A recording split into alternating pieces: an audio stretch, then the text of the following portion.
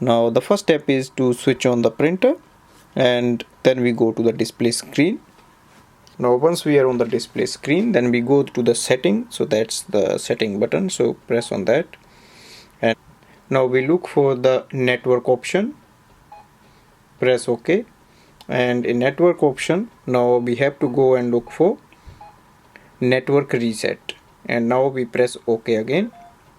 Now it will say the machine will reboot after resetting, and press that button for 2 seconds to confirm. So that's here. So we press this button, that's the one here, for 2 seconds.